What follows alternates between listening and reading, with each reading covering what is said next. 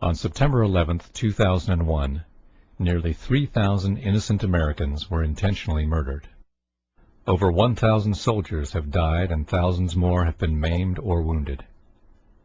We dedicate this video to their memory and to the capture, trial, and punishment of those responsible. Please join us in a prayer or moment of silence in tribute to them. In its final report, the 9/11 Commission ignored the following significant facts and questions that conflict with that report's conclusions. Why did a third skyscraper at the World Trade Center that was not hit inexplicably collapse? Building 7 at the World Trade Center was never hit by an airplane and had no significant fire. It was 47 stories high. It was constructed of steel. Yet at 5:30 p.m. it fell perfectly straight down into a small pile of rubble, just like a controlled demolition. Why did the Federal Emergency Management Agency lament that the specifics of the fires in World Trade Center 7 and how they caused the building to collapse remain unknown?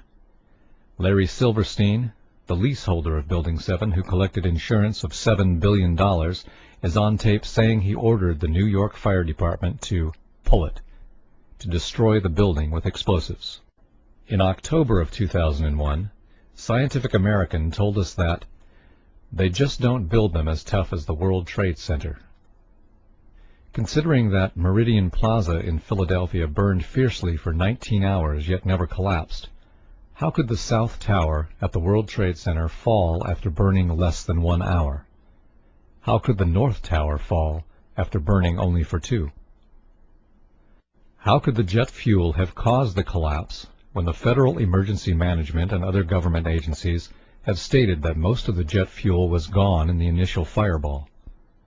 Moreover, how could the fires have caused the collapse at all, since recent fire tests by Cardington found that a steel building survived fires in experiments with extreme temperatures beyond the range possible with jet fuel?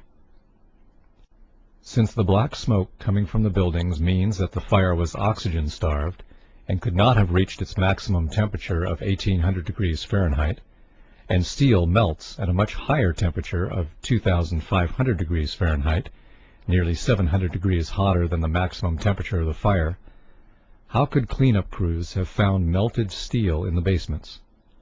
How could, days later, NASA satellite images show hot spots in the buildings that still exceeded the maximum temperatures possible?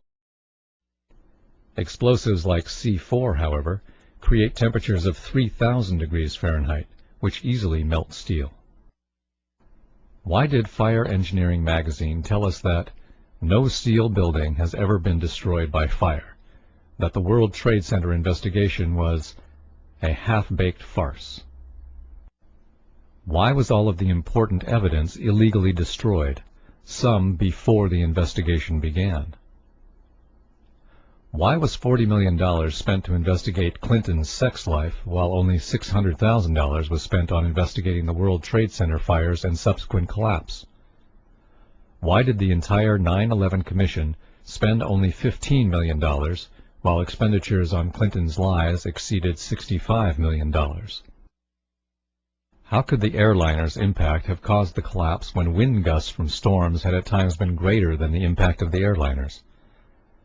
Neither tower was bent, nor did they creak or groan at any time. Firefighters said they seemed sound and reported that there were no fires they couldn't control.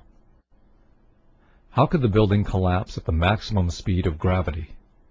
Each floor hit should have slowed the fall, just as if you drop a steel ball from the roof, it would fall faster without resistance.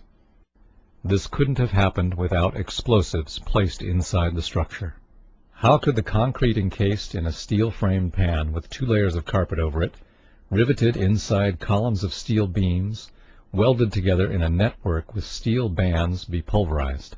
How could steel beams and clouds of finely pulverized concrete come shooting out of the buildings at hundreds of miles an hour, traveling all the way to New Jersey? This is only possible with explosives. The buildings fell rapidly, according to the 9/11 Commission, because the bolts, rivets, and steel framework were weakened by the fire. If so, Then how could the concrete be pulverized and ejected at high speed, since the force to do that is greater than the force needed to shear the weakened steel, bolts, and rivets? How could the Twin Towers fall straight down when the damage and resulting fires were only to one corner, two sides? Only the tops of the Twin Towers should have fallen, and they should have fallen over, not straight down. In fact, the top of one tower did fall over onto Building 4, so there was no building weight to crush the floors below. So what caused the collapse of those floors? How could a hijacker find and hit the Pentagon whose flight instructor said, "I'm still to this day amazed that he could have flown into the Pentagon. He could not fly at all"?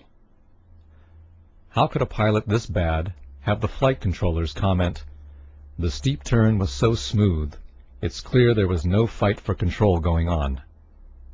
The complex maneuver suggests the hijackers had better flying skills than many investigators first believed. Why did NORAD fail to stop the attackers 4 times on September 11, 2001, 3 times after they knew the planes were hijacked and intent on mass murder? How could this happen when NORAD had successfully intercepted off-course and suspected hijackings 67 times during the year prior to 9/11, according to the Associated Press on August 13, 2002? Why did Condoleezza Rice lie that the U.S. had no idea that terrorists would use hijacked airliners when Richard Cheney was commanding war games on 9/11, chasing phantom hijacked aircraft? Why were our Air Force planes diverted from intercepting the real hijacked airplanes?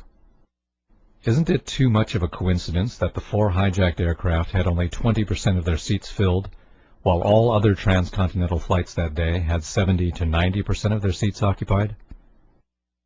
Why did the New York Times not publish the results of a Zogby poll which showed that 66% of New Yorkers want the 9/11 investigation reopened?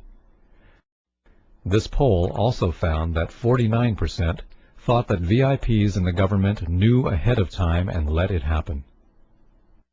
Thus, the final report does or will not answer many important questions and has many inaccuracies.